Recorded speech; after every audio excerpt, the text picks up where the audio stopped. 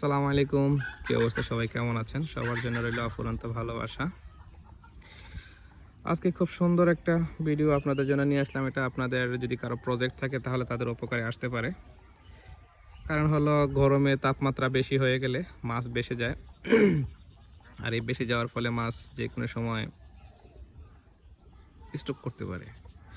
পুকুরে অনেক রকমের মাছ আছে, এই যে দেখেন ভিগেট, তারপর হচ্ছে রুই, তেলাপিয়া। তো আপনাদের পুকুরে যদি এরকম ধরনের সমস্যা হয়, মাছ বেশি যায় তাপমাত্রার কারণে অথবা অক্সিজেনের কারণে, তাহলে আপনারা হয়তো বাজার থেকে আইনা অক্সিজেন পাওয়া যায় অথবা জিওলাইট পাওয়া যায়।